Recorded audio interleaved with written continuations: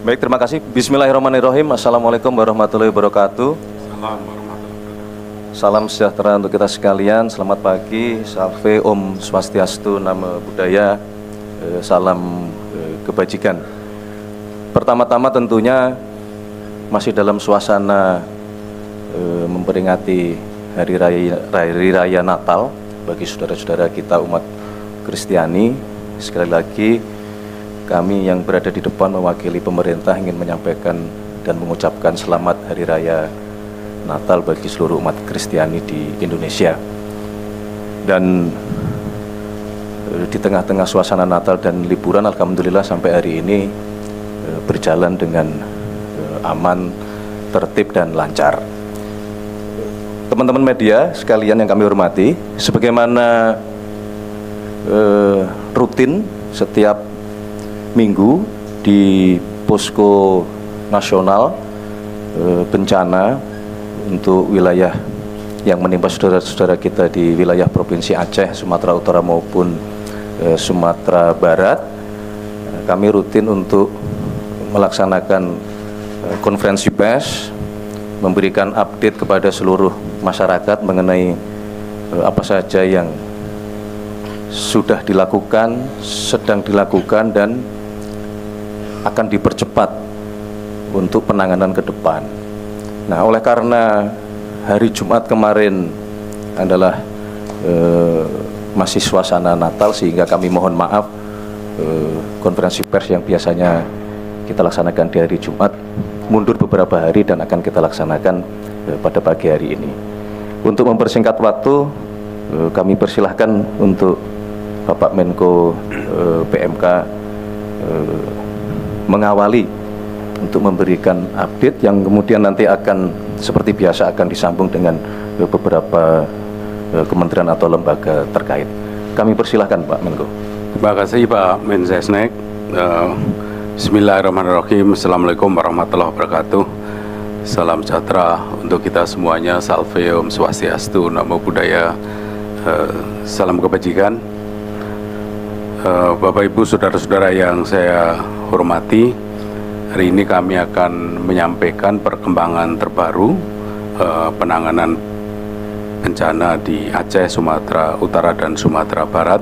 Sekali lagi kami tegaskan bahwa Bapak Presiden memerintahkan seluruh jajaran kementerian, lembaga, TNI, Polri, pemerintah daerah terus mengerahkan segala daya upaya untuk percepatan penanganan pasca bencana.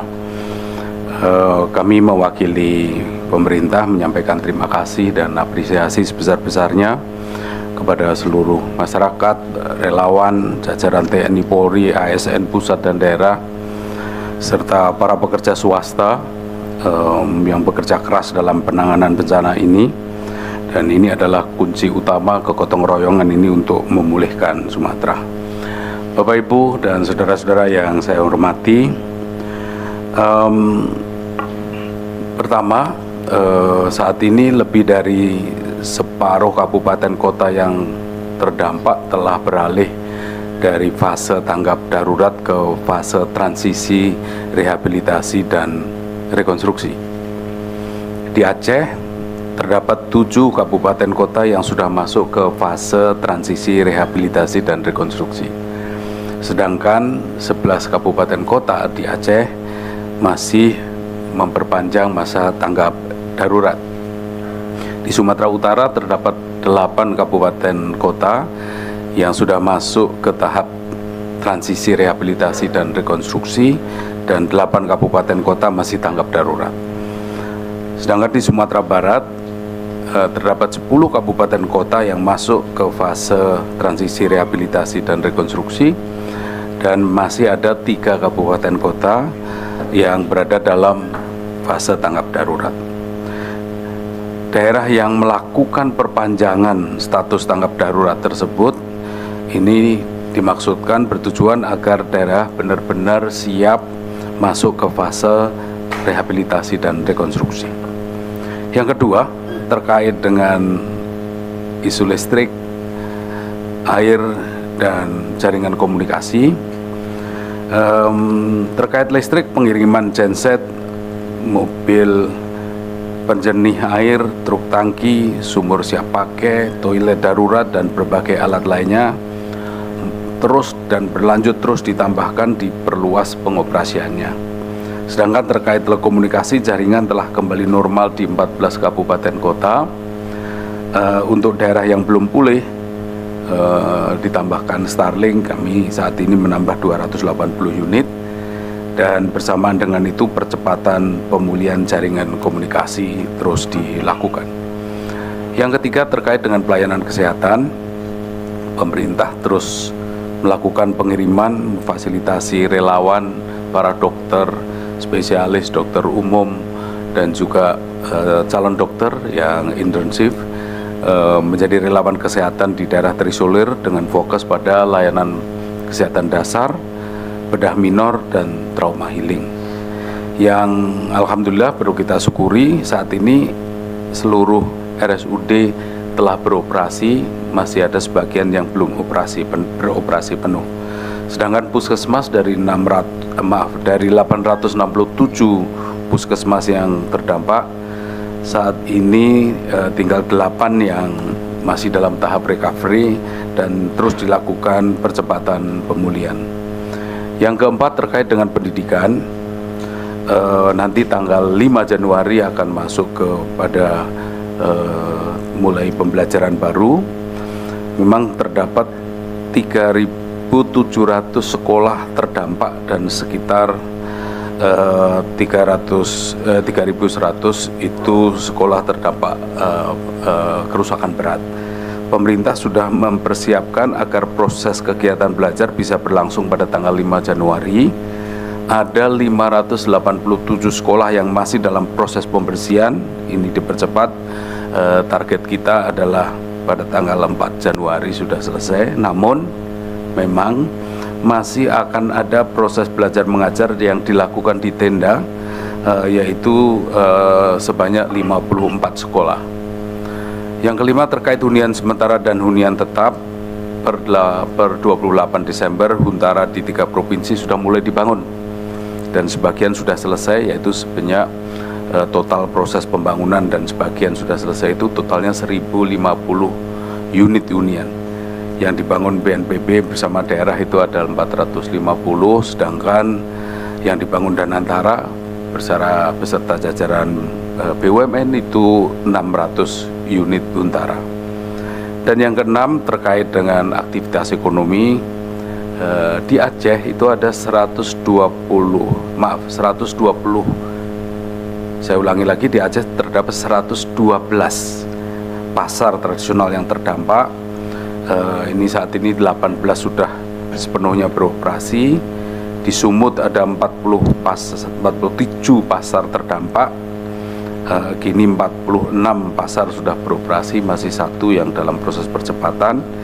Di Sumbar ada 3 pasar terdampak, kini 2 pasar sudah mulai beroperasi, ada 1 dalam proses percepatan pemulihan. Pemerintah akan terus mempercepat kembali aktifnya pasar-pasar tradisional ini melalui penataan infrastruktur, pembersihan, dan juga dukungan keterlibatan dari KL-KL yang terkait.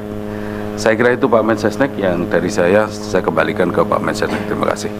Baik, terima kasih Profesor Pratikno.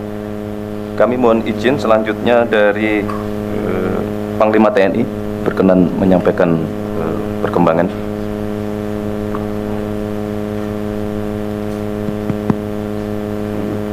Terima kasih Mensesnek. Pelibatan personil TNI pada tahap rekonstruksi dan rehabilitasi sejumlah 37.910 orang, termasuk penambahan 15 batalion, yaitu dari 5 batalion seni, kemudian 10 batalion teritorial pembangunan, itu akan membantu pemasangan jembatan beli, kemudian pembuatan huntara dan huntap, pembersihan lumpur yang ada di sekolah, pesantren, jalan, dan fasilitas umum lainnya. Kemudian penyiapan air bersih, melaksanakan evakuasi medis, distribusi logistik terus dilakukan dan trauma healing. Kemudian dukungan TNI lainnya yang sudah tergelar yaitu dapur lapangan 25 dapur lapangan, kemudian pembuatan sumur bor 124 sumur sudah bisa digunakan, kemudian 42 pos kesehatan sudah tergelar dan 186 MCK sudah dibangun. Yang selanjutnya penyiapan dan pemasangan jembatan beli. Beberapa jembatan sudah digunakan masyarakat beraktivitas seperti di jembatan Topin Mane, jembatan Topin Redep, jembatan Jumpa, jembatan Matang Bangka, jembatan Kutablang, jembatan Weh Pase, kemudian jembatan Hamparan Perak, jembatan Anggoli Sibangun, dan beberapa jembatan lainnya sudah tergelar. Sejumlah total yang dibangun 32 jembatan. Kita lihat videonya sudah digunakan oleh masyarakat. Kemudian juga penyiapan dan pemasangan jembatan Aramco, ada 40 jembatan yang sedang dibangun dan beberapa sudah selesai dan sudah digunakan oleh masyarakat. Selanjutnya pengerahan alutsista TNI menggelar 89 unit terdiri dari pesawat, kemudian heli dan KRI. Sampai dengan saat ini terus melakukan dukungan bantuan logistik melalui airdrop ataupun di air landed, kemudian membawa KRI membawa dukungan alat berat, kendaraan kesehatan, mendukung membawa juga nakes dan membantu KL lain seperti peralatan PLN, membawa BBM, bahan pangan, genset dan sebagainya. Adapun logistik yang sudah didistribusikan sejumlah 2.669,53 ton, yaitu melalui Angkatan Udara dan airdrop, dan melalui KRI dan kapal ADRI, dan bantuan melalui jalur darat. Demikian yang bisa disampaikan. Terima kasih. Baik, terima kasih Bapak Panglima TNI, dan kita mengucapkan terima kasih kepada Panglima TNI beserta seluruh jajaran yang sejak hari pertama TNI telah bekerja dengan sangat luar biasa. Berikutnya kami mohon berkenan untuk menyampaikan update dari Bapak Kapolri. Kami persilakan. Terima kasih Bapak Menseknek, Bapak Menko PMK dan seluruh kementerian terkait dan Pak Panglima. Menambahkan apa yang disampaikan oleh Bapak Panglima terkait pelibatan personel Polri untuk membantu kegiatan bencana. Jadi saat ini baru saja kita berangkatkan 1.500 personel Polri untuk menambah kekuatan yang sebelumnya sudah ada. Mereka kita berangkatkan untuk membantu mempercepat, khususnya yang di Aceh. Ada kurang lebih kita bagi 1.500, itu ada yang di Aceh, ada ya juga yang di Sumatera Utara, dengan tugas membantu mempercepat pembersihan terkait rumah, tempat ibadah, sekolah-sekolah, dan juga sektor-sektor pelayanan publik, termasuk juga pemasangan sumur bor, kemudian kebutuhan-kebutuhan lain yang dibutuhkan. Total saat ini sudah ada 10.759 dan kita sudah persiapkan personil berikutnya, manakala nanti kemudian ada tugas-tugas lanjutan, khususnya seperti yang disampaikan oleh Menko PMK terkait dengan persiapan infrastruktur apabila ada pembangunan Huntara dan Huntat. Saat ini untuk dapur lapangan yang juga kita persiapkan ada 29 dapur lapangan, di Aceh 17 titik, di Sumut 7 titik, dan di Sumbar 5 titik. Kemudian untuk layanan kesehatan kita ada 30 posko kesehatan, 38 posko yang tersebar di 3 wilayah juga, Aceh 16, sisanya Sumut dan Sumbar. Kemudian untuk bantuan pembuatan sumur bor, kami merencanakan pembangunan 436 fasilitas sumur bor di 3 provinsi, 261 di Aceh, kemudian 25 di Sumut, dan rencana 150 titik di Provinsi Sumbar. Saat ini proses sedang berjalan, belum semuanya selesai, namun progres terus kita laksanakan.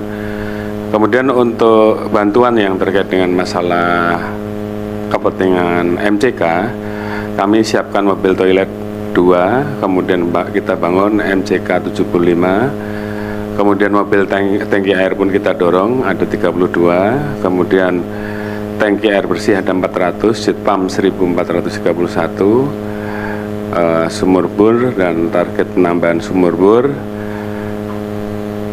ada 564 yang akan kita bangun, dan tower dan toren juga saat ini sedang kita dorong untuk kebutuhan hal tersebut. Kemudian kami juga membuka pelayanan servis dan cuci motor gratis untuk kendaraan-kendaraan yang mungkin kemarin sempat rusak, untuk bisa digunakan paling tidak untuk bisa membantu operasional kegiatan masyarakat untuk segera bisa pulih.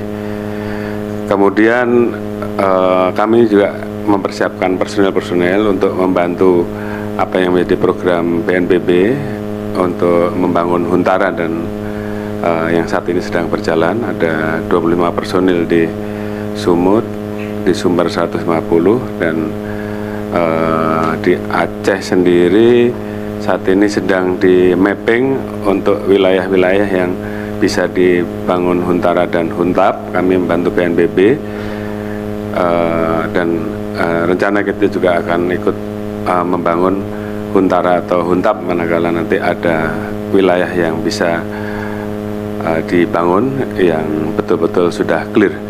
Kemudian untuk pembangunan jembatan kami juga ikut membantu di luar jembatan Bele. Di Aceh ada 9 jembatan, di Sumut 3 jembatan, dan di Sumbar 8 jembatan. Kemudian untuk berbagai macam kegiatan bantuan kemanusiaan, kami terus ikut membantu mengirimkan bantuan-bantuan untuk memperkuat bantuan yang sudah ada. Kurang lebih sampai sekarang ini ada 227 ton beras, kemudian alat berat kemarin kami dorong 37 ini untuk membantu mempercepat proses pembersihan khususnya yang ada di Aceh dan di Sumut. Kemudian untuk heli dan pesawat kami tetap standby-kan untuk membantu distribusi logistik yang ada, dan sampai saat ini dari mulai tanggal 28 sampai dengan saat ini ada 150,41 ton distribusi logistik yang sudah kami laksanakan. Mungkin itu sebagai tambahan dari Polri untuk kegiatan bencana di Sumatera. Terima kasih. Baik, terima kasih Pak Kapolri, dan sebagaimana tadi kami sampaikan juga kita semua mengucapkan terima kasih kepada Kepolisian Republik Indonesia beserta dengan seluruh jajaran. Khusus untuk Pak Kapolri, izin kami mengucapkan semua selamat Natal Pak Kapolri. Kemudian kami persilahkan untuk Kapusdatin BNPB.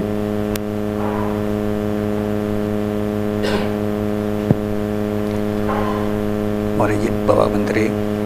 Assalamualaikum warahmatullahi wabarakatuh. Selamat pagi, salam sejahtera untuk kita semua. Kami akan mengupdate beberapa hal terkait dengan pertama tentang logistik.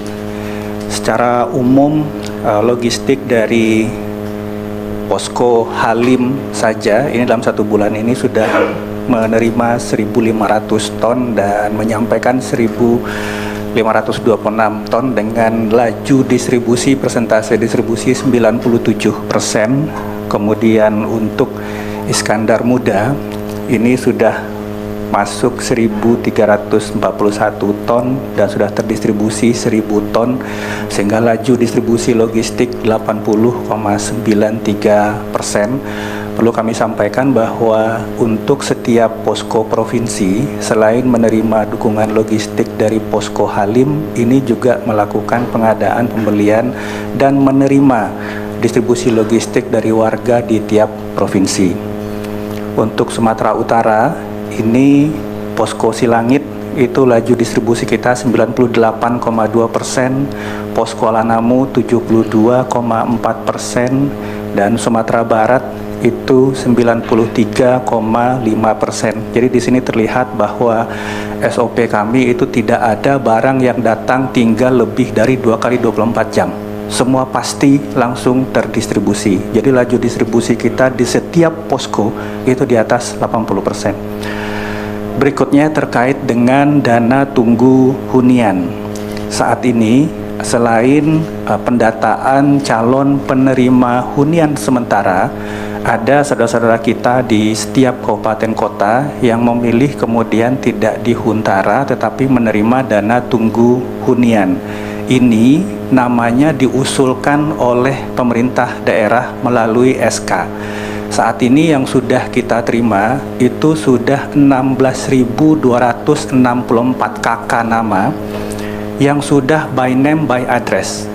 Jadi Bupati, Wali Kota menyampaikan ini adalah data BNBA yang kemudian kita validasi, kita verifikasi dengan data Dukcapil yang ada di Kemendagri, sehingga nantinya pada praktik nantinya ketika disampaikan, masyarakat ini tidak perlu lagi bawa KTP, KK, dan seterusnya, karena kita tahu kondisinya mungkin berbeda-beda. Data ini sudah kita validasi, dan pencairan 600.000 per KK per bulan ini nantinya akan jemput bola.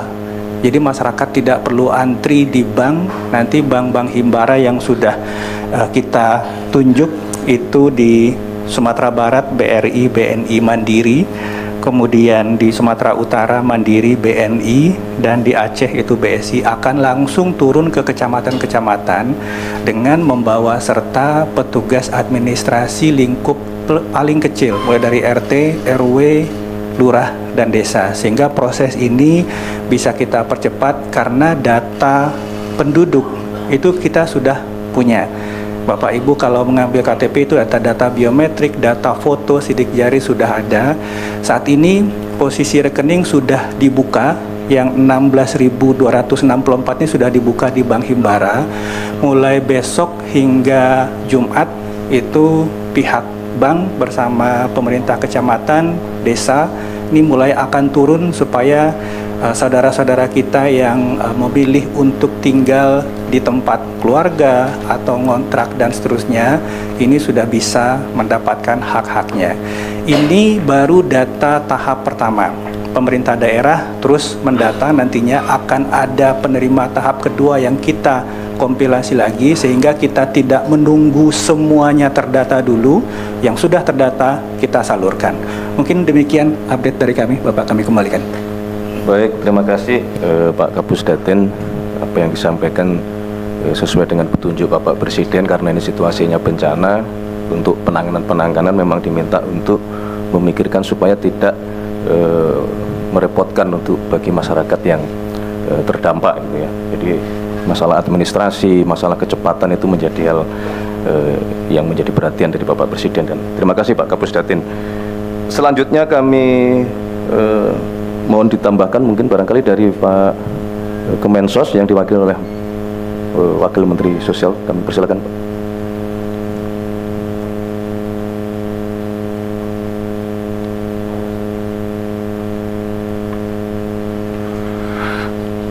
Terima kasih Pak Mensesnek.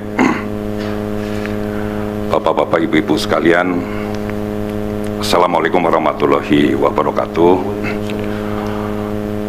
Untuk penanganan bencana Sumatera dapat kami laporkan sebagai berikut. Pertama,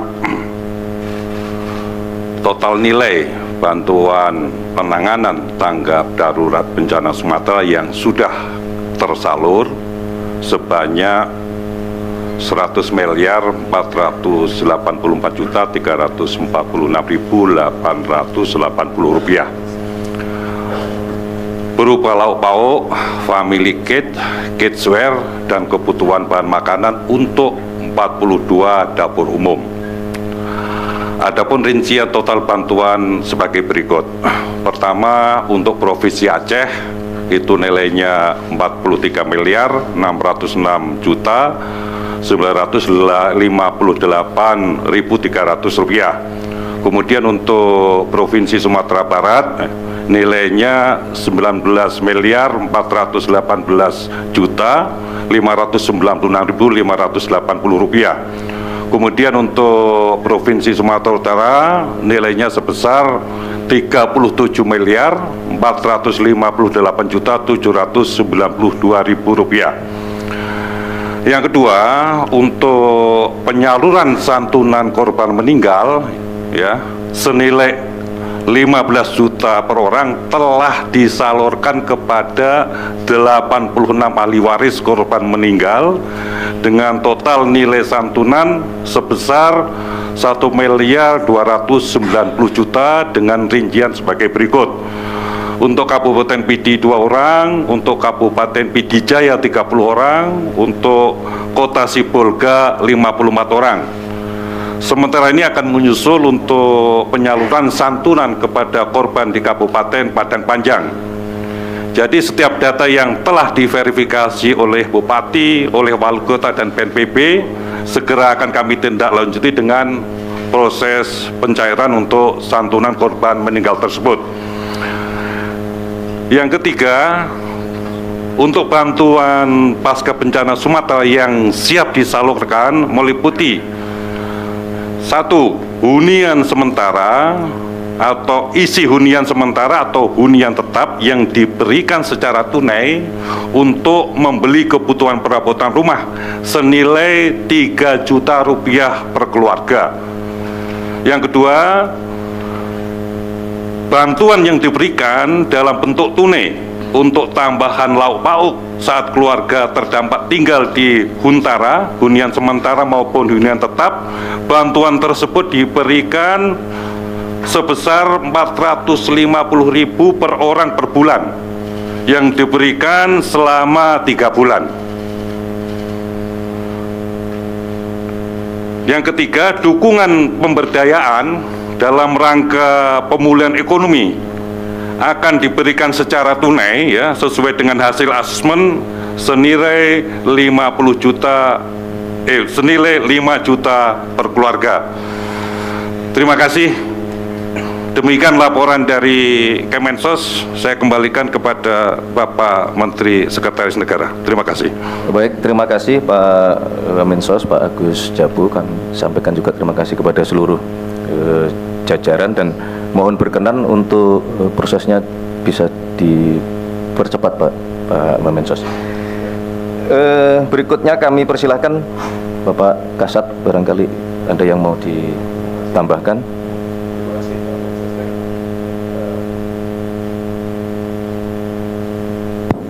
Belum nyala ternyata. Terima kasih Pak Mensesnek. Wassalamualaikum warahmatullahi wabarakatuh.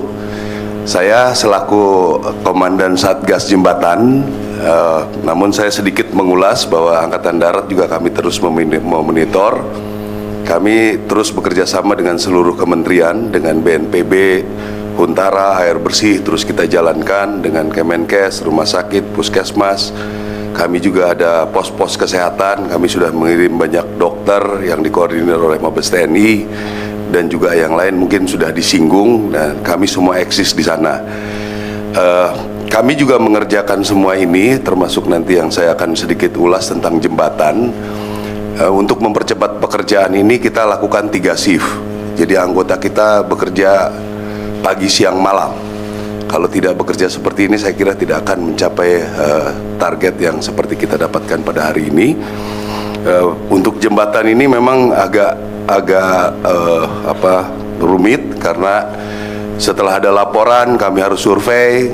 Setelah survei apa jembatan yang paling sesuai, kami cari jembatan apa yang ini harus dikirim dari Jakarta. Di Jakarta sampai di pelabuhan di jalan-jalan rusak, ada yang di jalan seminggu dan lain sebagainya.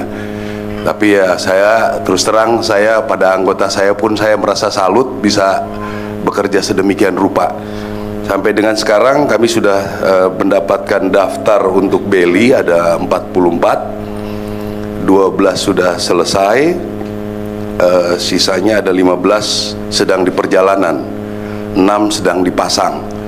Yang lain sedang kita kumpulkan lagi, dan juga dari Presiden langsung melalui Kemenhan akan dicari 100 beli dari luar, 100 beli untuk mendukung di bencana ini, dan juga mungkin ini akan kita gunakan di daerah-daerah di seluruh Indonesia.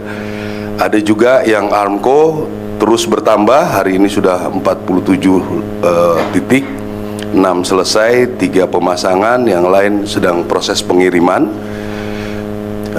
Dan juga ada sekarang ada yang minta lagi jembatan gantung, ya, untuk paling tidak bisa 2 motor berboncengan. Saya pikir udah lumayan lah untuk membawa logistik. Jadi saya juga akhirnya belajar bagaimana jembatan gantung itu ternyata tidak boleh beratnya di berat yang sudah kita tentukan bertemu di satu titik.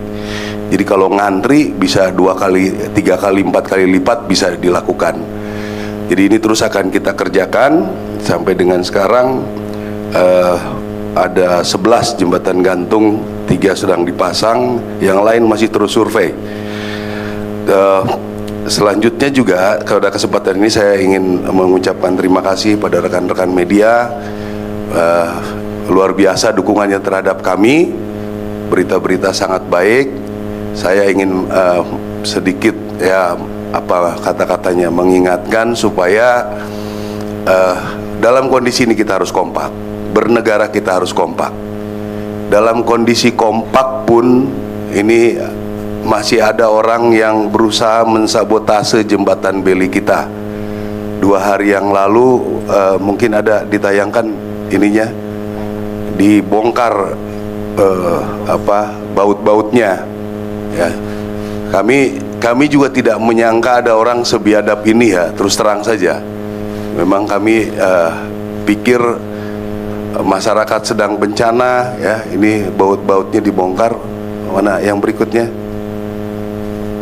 Ini jadi terlihat itu berpindah, ya. Nanti kalau ada yang perlu lihat fotonya, nanti saya kasih. Jadi dalam kondisi begini pun masih ada kelompok-kelompok orang yang mau bisa dikatakan arahnya kepada pemerintah, ya, mengorbankan masyarakat yang sedang bencana pun mau dikorbankan. Jadi terus saya semalam tidak bisa tidur, saya memikirkan ini karena saya pikir orang sebiadab ini luar biasa, ya. Jadi kalau kita tidak kompak, Bapak Ibu sekalian, ini akan membuat berat kita dalam bekerja. Ini lihat sudah dilepas nih, ya. Nanti ada lagi yang bilang, oh ini sengaja nih pengkondisian. Ya, kalau pengkondisian membuat masyarakat mati, bukan pengkondisian namanya itu biadab namanya, ya. Jadi ini, ya, bukti-bukti nyata sudah ada. Ya, kasihan masyarakat korban. Jangan lagi sampai jiwanya korban lagi. Kami sudah bekerja siang malam, ya, anggota-anggota kita, dan juga kami terus mengirim kapal kami. Kita evaluasi barang apa yang diperlukan. Mungkin setiap 4 hari sampai 1 minggu kita kirim kapal lagi ke 3 tempat bencana. Ya, mungkin kita sudah mengirimkan sampai selain jembatan, Armco, perlengkapan untuk jembatan gantung sebagian bisa dibeli di Medan. Ya, kaos-kaos buat anggota kerja, sepatu-sepatu anggota kerja, sekop-sekop anggota bekerja supaya betul-betul maksimal. Ya, dari Kemhan kita sudah mengirimkan pemadam kebakaran berapa belas, kita bisa efektifkan, ya. Jadi rekan-rekan media sekalian, saya perjalanan penugasan tentara sudah berpuluh-puluh kali melakukan bantuan bencana. Ini yang saya berani menyatakan ini yang tercepat. Ya, ini yang tercepat. Dalam kondisi begini kita bisa bangun 12 jembatan beli. Minggu-minggu ini 2 jembatan beli akan selesai. Ya, berapa ratus tadi dibilang air bersih, berapa hunian sementara yang akan segera dilakukan. Silakan perbandingkan dengan seluruh bencana yang sudah ada, yang pernah dilakukan. Ya, ini Presiden memimpin langsung kepada kami perintah-perintahnya, sehingga ini sangat-sangat cepat. Saya mengalami bagaimana Merapi, Lembata, Adonara, di mana banyak tempat tidak ada yang secepat ini. Saya yakini itu. Apalagi nanti kalau rekan-rekan semua kita kompak, sama-sama menghibur masyarakat, meyakinkan masyarakat, ya, membuat huntara. Masyarakat masih ribut, maunya hunian tetap, mungkin kurang penjelasan. Ini kalau bisa dijelaskan, dibantu oleh media, ya, karena hunian tetap itu memerlukan waktu mungkin 3 bulan, 4 bulan. Maksudnya pemerintah baik supaya dalam sebulan mereka sudah masuk rumah. Itu saja bernegosiasinya rumit. Makanya kami juga perlu dibantu oleh media supaya bisa penjelasan-penjelasan ini meyakinkan masyarakat. Yakinkanlah apa langkah-langkah ini sudah hasil evaluasi BNPB, sudah hasil evaluasi rapat dari pemerintah, supaya mendapatkan yang terbaik. Kalau ini dibantu oleh media, saya meyakini bisa mempercepat masyarakat untuk mengerti. Mudah-mudahan dalam bulan Januari dukungan beli yang akan dibeli dari luar akan bisa, sedang dicari 100 beli. Mudah-mudahan bisa Januari ini bisa dirapatkan. Saya pikir paling lama Januari Februari itu bisa terpasang semua.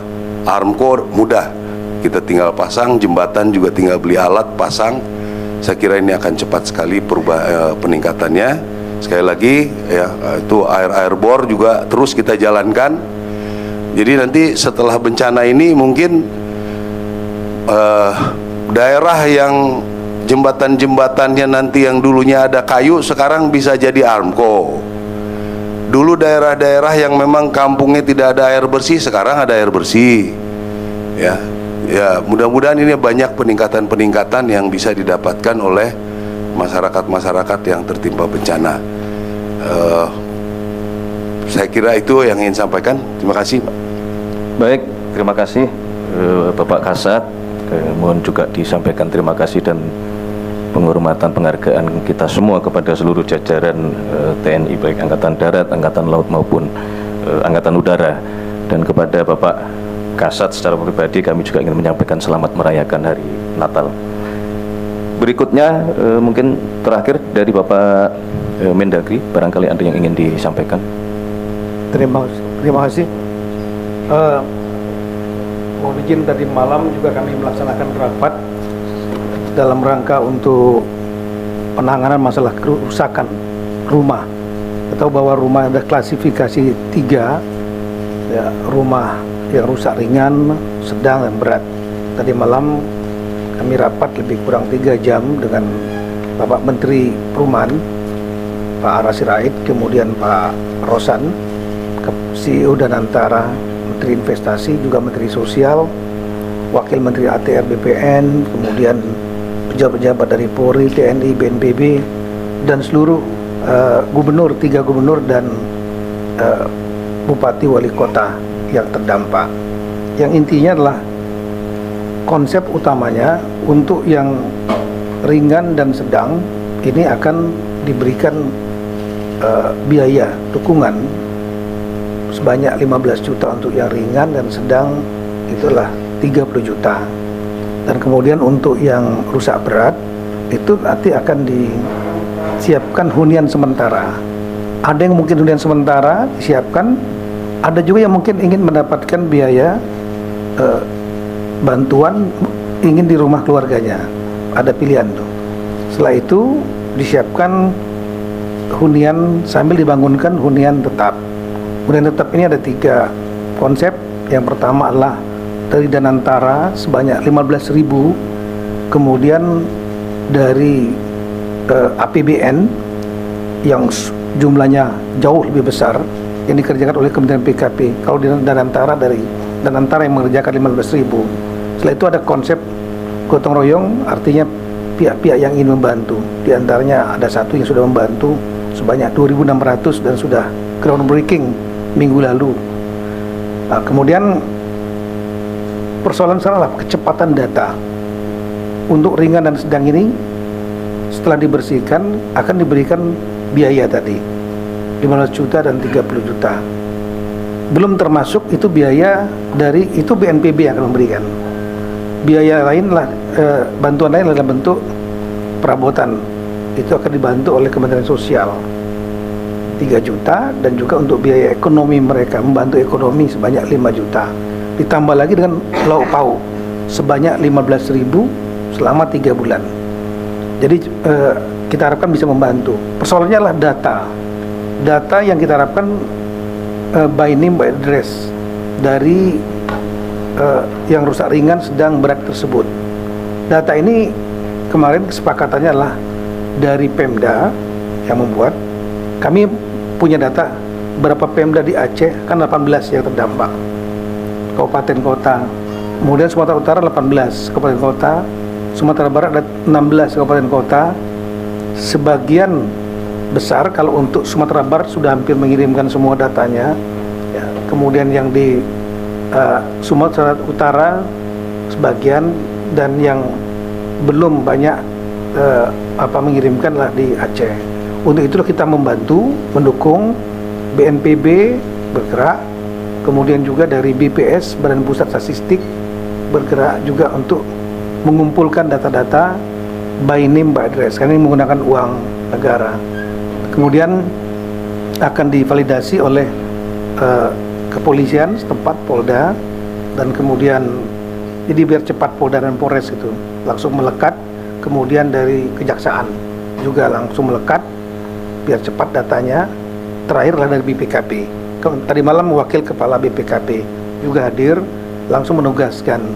Nah, kita harapkan secepat mungkin data ini, tentu datanya tidak harus nunggu lengkap, bergelombang, karena kan nanti ada yang lagi yang mungkin belum terdata.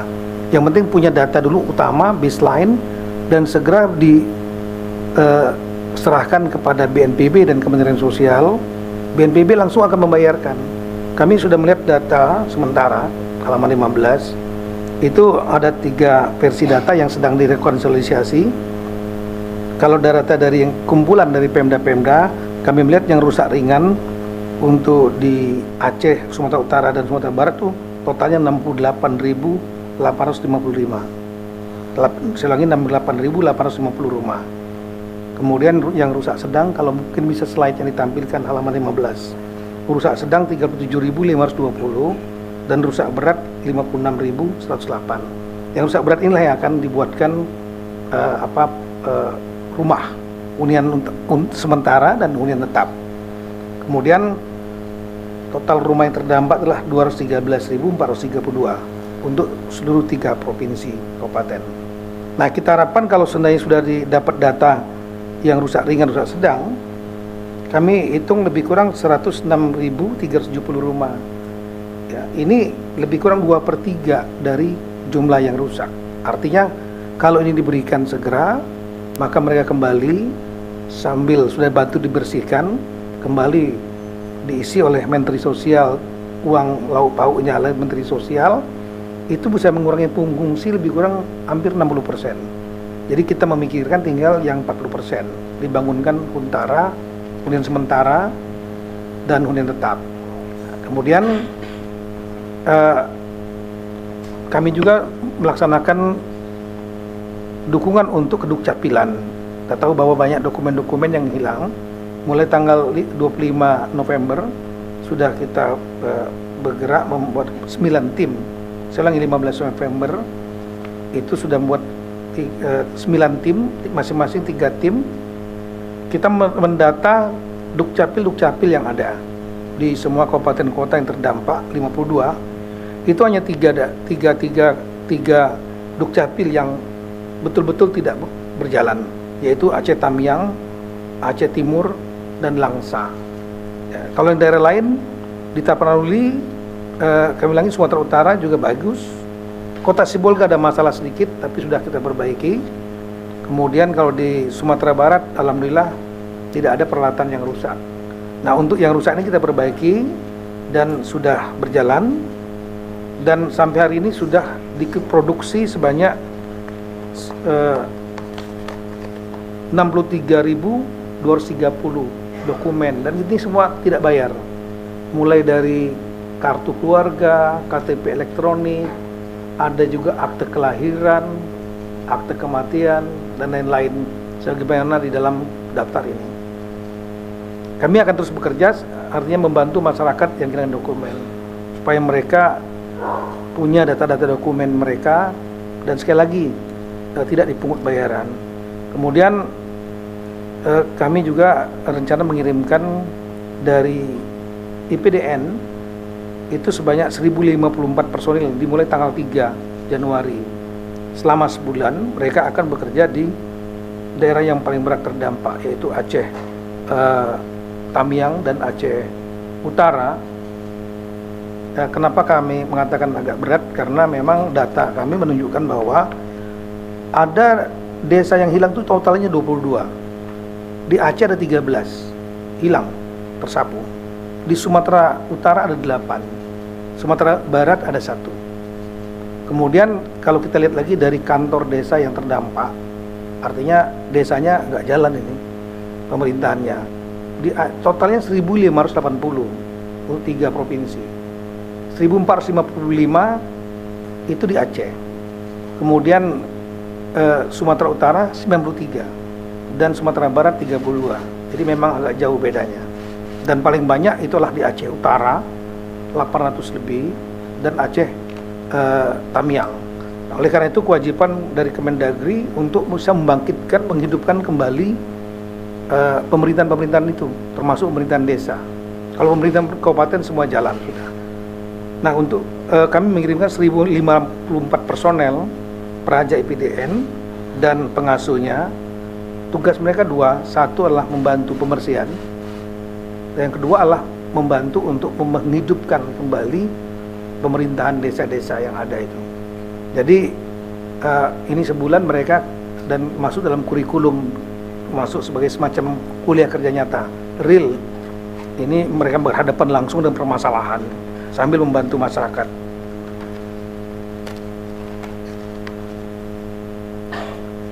Yang terakhir kami ingin sampaikan mengenai bantuan keuangan dari daerah-daerah.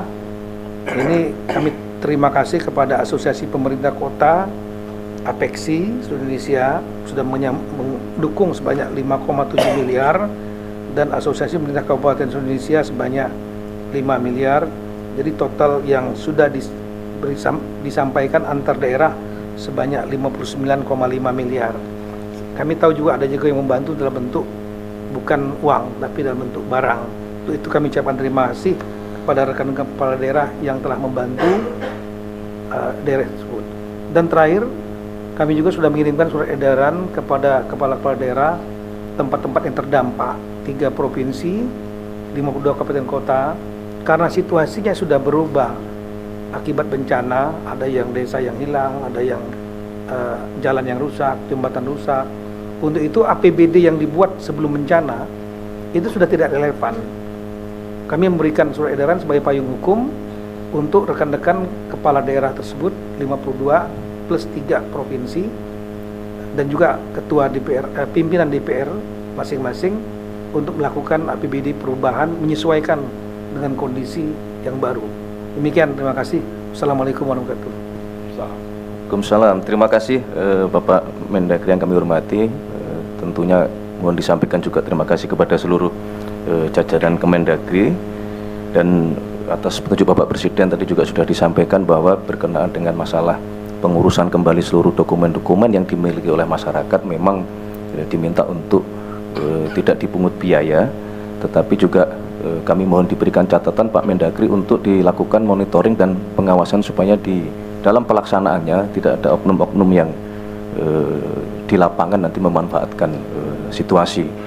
Kemudian juga tadi sangat luar biasa, Bapak Mendagri ingin mengirim adik-adik praja IPDN, ini sekaligus menunjukkan bahwa ini menjadi kepedulian kita bersama-sama dan tentunya pembelajaran bagi adik-adik untuk mengabdikan diri di masyarakat.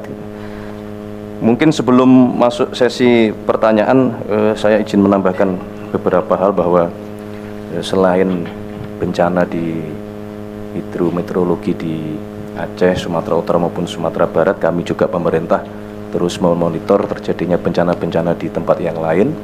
Beberapa hari yang lalu juga ada bencana di Kalimantan Selatan yang juga cukup besar, ada beberapa desa yang terdampak. Kami sudah minta kepada BNPB untuk juga melakukan monitoring dan tentu saja kalau memerlukan penanganan darurat, penanganan khusus untuk juga ditangani secepat-cepatnya. Kemudian juga kita memonitor adanya kejadian kecelakaan di Labuan Bajo yang kami juga minta kepada seluruh jajaran TNI, Polri, Kemenhub untuk bekerja keras secepat mungkin melakukan penanganan karena menurut informasi terakhir korban masih belum ditemukan. Kemudian rekan-rekan media, Bapak Ibu sekalian yang kami hormati, bahwa kami semua yang di depan ini hanya perwakilan, karena tentu saja selain kami ada banyak kementerian lembaga yang dengan tupoksinya masing-masing bekerja keras melakukan penanganan untuk mempercepat pemulihan di 3 provinsi yang terdampak bencana. Tadi beberapa sudah disebutkan, misalnya Kementerian Perdagangan, kemudian Kementerian Pertanian juga memastikan stok bahan pangan tercukupi, kemudian mengambil langkah-langkah ketika panen para petani tidak bisa terserap untuk itu dibeli oleh pemerintah. Termasuk Kementerian Kehutanan juga bekerja keras melakukan pembersihan kayu-kayu yang hanyut di bawah banjir, sekaligus juga melakukan monitoring dan evaluasi kepada kurang lebih hampir 24 izin pengusahaan hutan di 3 provinsi baik HTI maupun HPH. Terakhir tentu kami juga ingin menyampaikan terima kasih kepada seluruh jajaran kementerian dan lembaga, teman-teman relawan semua yang tidak bisa kita sebutkan satu persatu yang telah bekerja keras luar biasa, kemudian organisasi-organisasi masyarakat, kemudian tentu saja teman-teman pers dan media, baik yang meliput di Jakarta maupun yang melakukan liputan langsung di lapangan. Beberapa kali kami memonitor bahwa teman-teman juga hadir langsung di daerah-daerah yang paling sulit juga untuk memberikan informasi dan memberitahukan kepada kami semua. Itulah fungsi pers dan media, bahwa memberikan informasi supaya kita mendapatkan data yang akurat supaya kita bisa tangani dengan secepat-cepatnya. Terakhir juga tentunya kita terus meminta kepada BMKG untuk terus memonitor kondisi iklim dan cuaca, karena bagaimanapun ini menjelang tahun pergantian tahun, biasanya ini curah hujan meningkat di bulan Desember maupun Januari, dan kami minta untuk melakukan upaya mitigasi berkoordinasi terus-menerus dengan Kementerian Dalam Negeri supaya daerah-daerah yang memang rawan bencana untuk bisa segera melakukan langkah-langkah antisipatif. Mungkin itu yang dapat kami sampaikan. Kami buka sesi pertanyaan, barangkali kalau ada, atau Pak Seskap ada yang mau disampaikan, pertanyaan dulu ya. Kami persilakan teman-teman media. Tidak ada yang bertanya? Oke, satu lah. Cukup ya, satu aja. Oh, 2, boleh. Singkat, padat. Ya, selamat pagi. Perkenalkan, saya Nabila dari CNN Indonesia TV. Izin Pak mau bertanya kepada Pak Pratikno. Tadi Bapak menyebutkan soal sekolah darurat dilaksanakan di tenda darurat. Ini kan juga mungkin akan menjadi perhatian juga ya Pak jelang tahun ajaran baru. Nah, kalau boleh dijabarkan Pak nanti mekanisme sekolah di tenda-tenda darurat itu akan seperti apa dan kira-kira akan berlangsung dalam berapa waktu ya Pak? Karena kan pasti selain di tenda darurat tentu juga pemerintah mengejar agar proses belajar mengajar ini bisa dilakukan dengan lebih layak begitu kepada anak-anak. Dan mungkin terkait dengan seragam, pengajar dan lainnya kalau bisa dijabarkan, mohon dijabarkan Pak. Terima kasih. Monggo Pak Menko PMK, Prof. Pratik. Kami persilahkan. Oh, sebentar. Langsung aja ya, satu lagi. Sini Mas. Ini masih baju batik. Cek. Selamat pagi Bapak-bapak semua. Kelvin dari BTV Pak. Izin, Indonesia ini kan masih dilanda cuaca ekstrim ya Pak. Begitu juga di Sumatera dan Aceh. Dan bahkan khusus di Aceh, beberapa daerah di Benar Meriah misalnya dan PDJ itu ada banjir susulan ya, tempo hari begitu. Pertanyaannya bagaimana langkah-langkah mitigasi yang dilakukan oleh pemerintah agar dampak dari banjir susulan ini dapat ditekan gitu, tidak begitu meluas dan bisa meminimalisir lah dampak-dampaknya begitu, sehingga tidak memperlambat proses rekonstruksi yang sampai saat ini juga masih didorong begitu. Kemudian untuk Pak Kasat Pak, tadi disampaikan ya Pak, ada sejumlah jembatan bailey yang akan didatangkan dari luar ya Pak. Itu mungkin didatangkan dari mana Pak? Terus tadi kan juga difokuskan akan ada di daerah di luar Sumatera dan Aceh ya Pak, yang dimungkinkan untuk disebar. Tapi khususnya di Sumatera dan Aceh nanti berapa Pak total yang akan dipasang begitu? Demikian Pak, terima kasih. Baik, terima kasih. Satu lagi terakhir. Mungkin bisa dijawab Panglima atau Kasat Pak. Kemarin kan rame pengibaran bendera GAM tuh Pak di tengah-tengah bencana itu, boleh dijelaskan tuh Pak gimana? Makasih.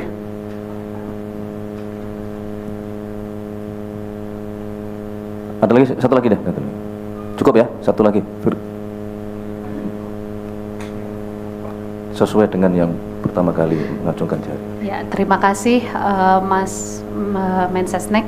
Izin bertanya kepada Pak Kasat, Pak Maruli, tadi kan sempat dipaparkan soal jembatan bailey yang ternyata ada baut-baut itu ya Pak yang tadi. Nah itu hasil investigasi atau pendalaman dari TNI seperti apa itu, yang pelakunya gitu, pengembangannya gimana gitu. Itu aja sih, terima kasih. Baik, saya kira cukup ya. Bisa dimulai dari Pak Menko PMK, kami persilahkan.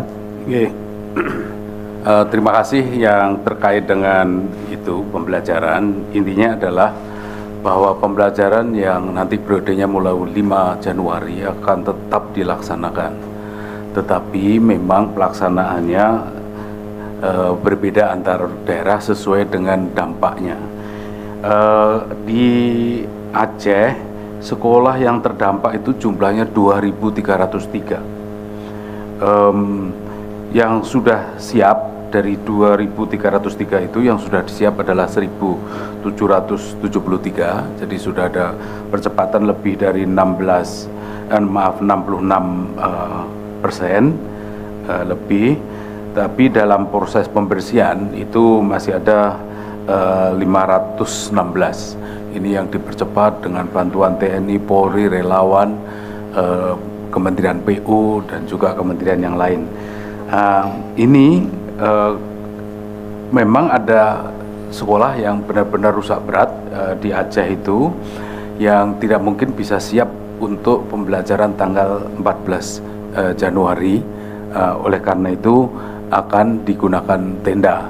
Jadi itu tendanya di Aceh itu ada 14. Jadi intinya proses pembelajaran jalan, tapi moda untuk fasilitas pembelajaran bervariasi gitu. Dan kita menjamin Kemendikdasmen udah turun terus di lapangan, menjamin bahwa bahkan di tenda pun dengan segala kedaruratan proses pembelajaran akan berlangsung semaksimal mungkin. Di Sumatera Barat, kalau Aceh tadi yang terdampak itu 2.303, di Sumatera Barat ada 500, sudah siap sebanyak 89% lebih, jadi 431, tetapi ada rusak parah, rusak sangat berat, sehingga nanti masih ada 21 pembelajaran lewat melalui tenda, dan proses percepatan di saat yang bersamaan adalah terus berlangsung sehingga tidak terlalu lama di tenda. Kemudian di Sumatera Utara cukup besar, ada 981 sekolah yang terdampak. Itu recovery-nya udah bagus, jadi sudah siap 933, artinya 95% lebih sudah recover, sudah bisa dimanfaatkan, 29 dalam proses pembersihan. Tetapi karena ada kerusakan yang total, itu 19 sekolah tidak mungkin siap di tanggal 5 Januari, masih akan menggunakan tenda. Jadi prinsipnya proses pembelajaran udah akan jalan, bantuan dari relawan untuk pembersihan juga jalan, biaya untuk bantuan pembersihan per sekolah juga diberikan sampai dengan 20 juta tergantung kondisi sekolah. Jadi nanti kita juga memanfaatkan bukan hanya tenda, misalnya di Kota Padang itu kita malah ada puskesmas yang cukup berbesar, sehingga berbagi tempat untuk puskesmas tanpa mengurangi kualitas layanan di puskesmas. Jadi ini memang kondisinya semacam itu, terus dikawal dari Kemendikbud dan Kementerian Dalam Negeri untuk menjamin pembelajaran bisa jalan dengan moda yang berbeda-beda nanti di tanggal 5 Januari. Itu Pak Mensesnek. Baik, terima kasih Pak Menko PMK. Untuk selanjutnya berkenan Pak Panglima TNI atau Pak Kasat.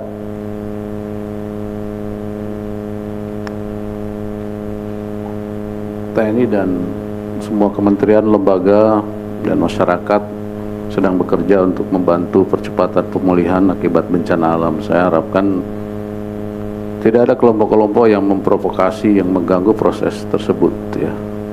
Saya akan tindak tegas kalau ada kelompok-kelompok seperti itu. Terima kasih. Baik, terima kasih Panglima TNI. Kemudian Bapak Kasat berkenan, ada tadi pada pertanyaan tentang jembatan Beli yang ada bautnya yang hilang.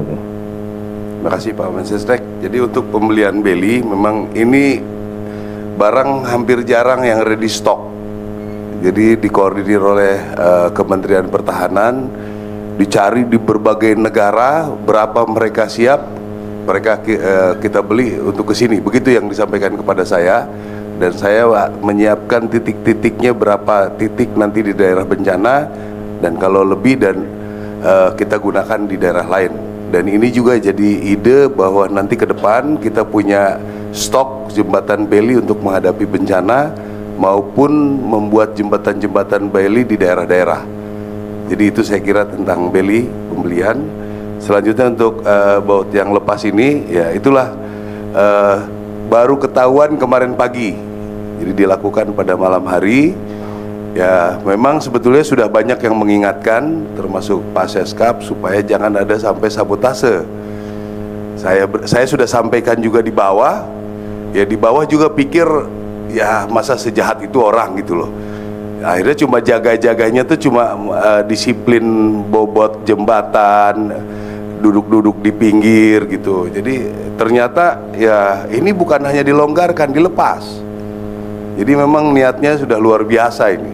Jadi nanti kita akan telusuri sampai sejauh mana. Namun saya pikir kita lebih baik fokus saja bagaimana pekerjaan kita ini bisa melayani masyarakat dan bisa dijaga untuk bisa betul-betul aman buat masyarakat itu sendiri.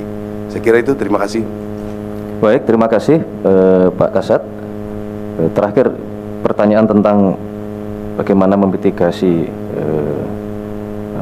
dampak susulan ya, karena cuaca juga masih ekstrim. Yang pertama, kami telah meminta kepada terutama Kementerian Kehutanan untuk mempercepat proses pembersihan di aliran-aliran sungai, ya, daerah aliran sungai, supaya tidak akan ada sumbatan dari kayu-kayu yang kemarin hanyut terbawa di bencana yang pertama, gitu.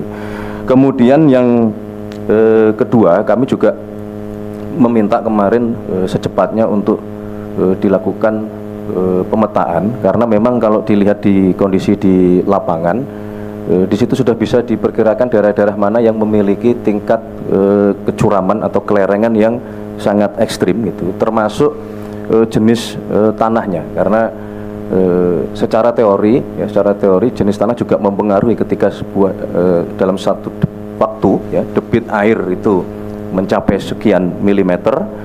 Nah, maka di tingkat kelerengan maupun di jenis tanah tertentu itu akan menyebabkan terjadinya longsor. Kalau teman-teman media kemarin sempat ada yang ikut melalui heli, di situ bisa saudara-saudara lihat ya, jenis yang longsor-longsor ya, berada di tingkat yang kelerengannya cukup tinggi, dan pastilah jenis yang tanahnya termasuk tanah yang lumpur atau tanah yang lembek, bukan jenis tanah yang sifatnya kuat atau kasar begitu. Terakhir juga kami telah bekerja sama juga dengan BMKG dan Komdigi ya, untuk memadupadankan informasi dari BMKG ya, terhadap wilayah-wilayah yang mungkin diprediksi akan curah hujan meningkat. Nah, kami minta untuk itu dilakukan proses edukasi dan pemberitahuan kepada seluruh masyarakat di wilayah yang diprediksi oleh BMKG akan mengalami peningkatan curah hujan. Jadi itu beberapa mitigasi yang kita lakukan. Kalau selebihnya memang masih membutuhkan waktu ya, karena misalnya adalah bagaimana kita bisa memindahkan saudara-saudara kita yang misalnya tinggal di bantaran-bantaran sungai. Nah, itu prosesnya masih berikutnya untuk kita bisa tangani dengan sebaik-baiknya. Saya kira semua sudah dijawab. Oh iya, ini juga catatan dari Pak Seskap, BMKG juga terus-menerus melakukan modifikasi cuaca, termasuk Bapak Presiden juga meminta untuk penambahan alat untuk bisa kita melakukan modifikasi cuaca, karena bagaimanapun dengan negara kita yang cukup sangat luas ini, maka bencana kemarin menyadarkan kita bahwa banyak hal yang harus kita persiapkan dengan lebih baik lagi. Tadi termasuk misalnya contoh jembatan Beli. Nah, ketika bentuk bencananya seperti kemarin terjadi di 3 wilayah provinsi, maka kita merasa bahwa yang kita miliki hari ini jembatan Beli itu pun tidak siap, termasuk perangkat-perangkat untuk adanya operasi cuaca ini juga perlu diperkuat dan dibuat perencanaan sematang mungkin, sedini mungkin itu. Saya kira itu cukup. Pak Siskap, mau ada yang ditambahkan? Terakhir mungkin penutup sebelum kita akhiri.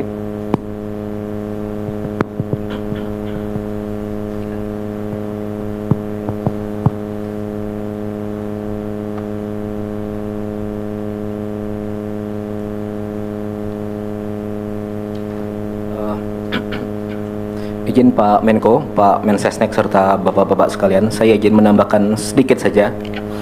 Jadi yang pertama, kemarin beberapa kali dan tadi pagi pun masih ada yang bertanya mengenai jumlah helikopter. Di mana 50 helikopter itu gitu ya. Jadi ini datanya. Jadi ada 53 helikopter gabungan TNI, Polri, Basarnas, BNPB, kemudian ada swasta, Pertamina, dan lain sebagainya. Ini semuanya sejak awal ada di 3 provinsi tersebut. Kemana mereka? Mereka menerbangkan logistik ke daerah yang tidak terjangkau melalui darat, yang jalannya putus, yang belum tersambung, ke desa-desa. Kemana? Ke kepala desa, ke posko peninjauan, dan lain sebagainya. Kira-kira seperti itu.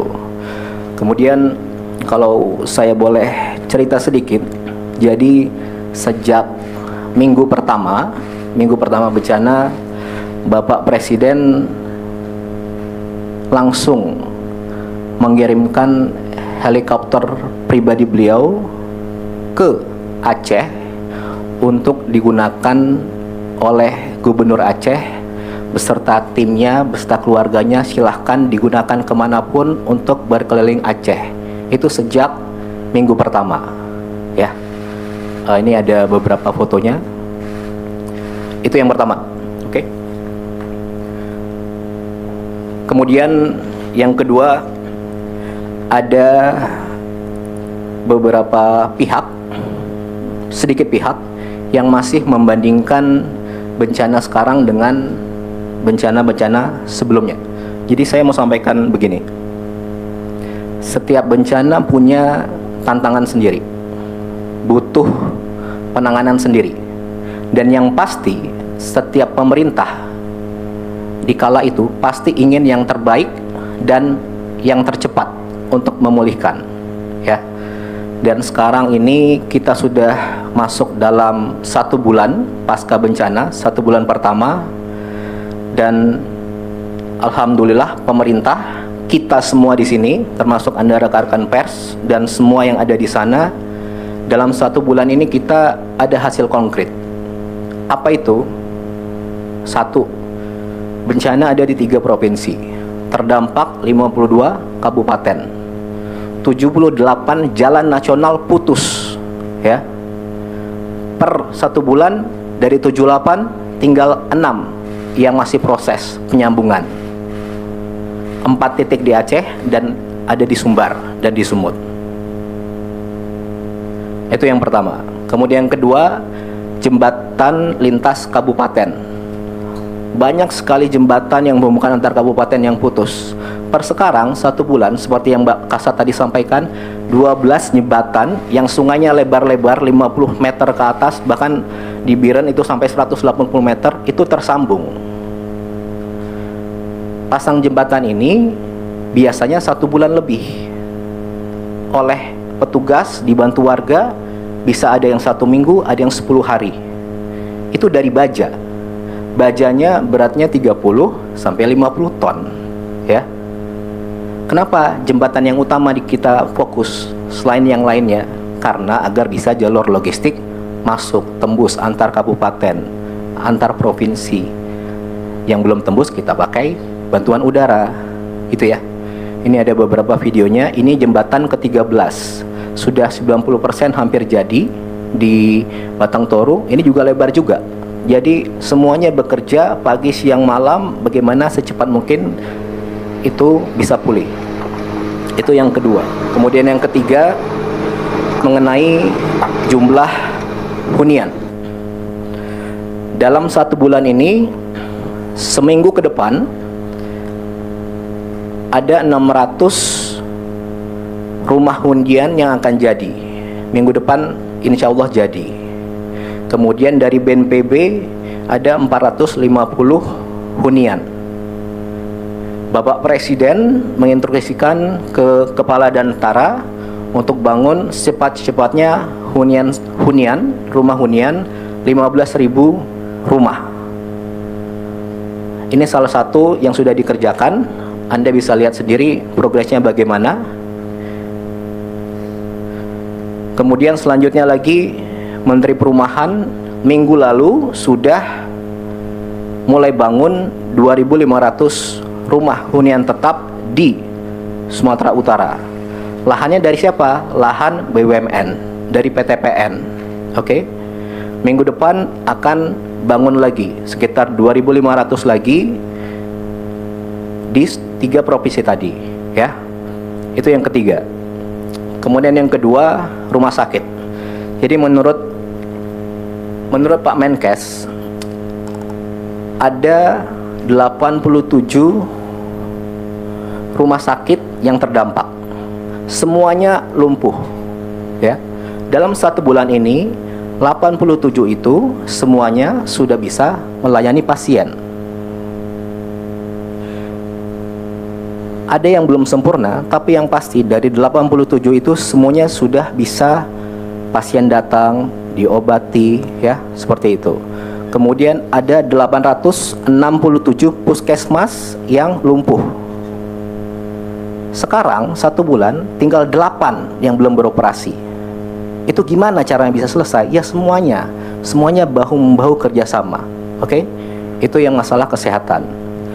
Kemudian ada beberapa sekolah Yang lumpuh sekarang sudah bersih, sudah ada mulai mengajar. Walaupun musim libur, anak-anak dari pengungsian main ke sana, baca, sekolah, belajar sedikit.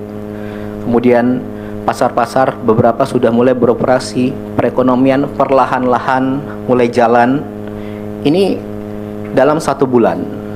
Kenapa bisa cepat? Bapak Presiden dari awal menginstruksikan kepada semuanya agar secepat mungkin lakukan dengan segera untuk pemulihan. Ya, ini hasilnya. Kenapa bisa? Karena di lapangan para petugas dan warga nyatanya itu sama-sama saling bantu, saling kerjasama, gotong royong semua, petugas, warga, relawan, jadi satu semua di lapangan seperti itu. Makanya 1 bulan ini kita bisa seperti ini, gitu ya. Oke, kemudian yang terakhir, yang ketiga, apakah semua tadi sudah sempurna? Apakah semua warga sudah didatangi petugas satu persatu? Tentu belum 100%, ya. Tapi alhamdulillah sejak kemarin banyak relawan yang datang ke daerah terdampak benar-benar tulus, ikhlas untuk membantu. Ketika di lapangan mereka temukan, mereka ke titik yang belum ada bantuan atau belum ada petugas, mereka laporkan, mereka sampaikan, mereka informasikan kepada TNI, Polri, BNPB, petugas di lapangan semuanya, sehingga yang belum bisa dilengkapi, yang belum ada bantuan bisa segera didorong pakai helikopter dan lain sebagainya, ya. Makanya mari kita di sini semua sama-sama, kuncinya saling melengkapi. Oke? Jadi kalau Anda datang memang niatnya benar-benar tulus, bukan cari keuntungan sendiri, ya ayo kita sama-sama, kita bantu. Banyak sekali ya yang seperti itu, ya. Semuanya kira-kira seperti itu, datang tulus ikhlas untuk bantu. Oke? Jadi rakyat Indonesia ini adatnya saling bantu. Bangsa Indonesia ini dari dulu gotong royong. Saya mau lihatkan video 1, silakan.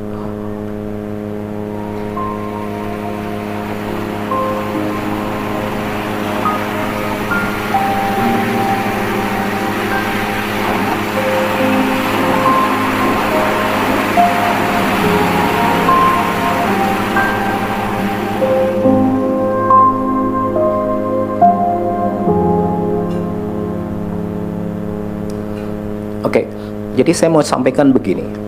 Ini mohon maaf, itu mereka warga kecil sedang terkena musibah di desa yang ujung, gitu ya. Tapi Anda lihat sendiri tadi, mereka datang mengambil bantuan dari helikopter, mereka datang ke petugas bawa durian. Mungkin makanan satu-satunya mereka ya durian itu gitu. Tapi mereka datang jauh lari, temannya manggil, tunggu, terus ngasih ke petugas gitu. Kenapa bisa kayak gitu? Karena ada kebersamaan di situ, ya, saling melengkapi di situ. Jadi karena mereka tahu semuanya ini sedang sama-sama berusaha, ya. Oke.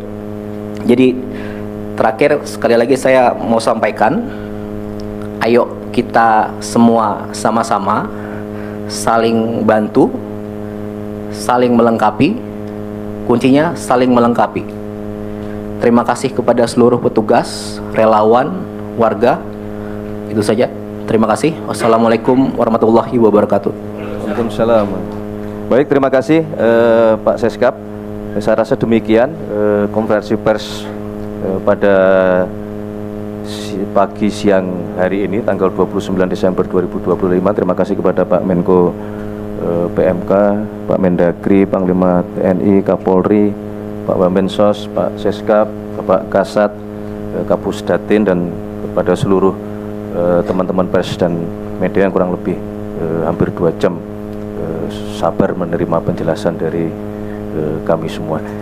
Sekali lagi terima kasih, semoga dengan niat baik kita semua proses pemulihan, rehabilitasi, dan rekonstruksi untuk saudara-saudara kita yang terkena bencana di 3 provinsi di Aceh dapat segera pulih. Selesai, terima kasih. Wassalamualaikum warahmatullahi wabarakatuh. Salam sejahtera untuk kita sekalian. Selamat siang, Om Santi Santi, Om Namo Buddhaya, salam kebajikan.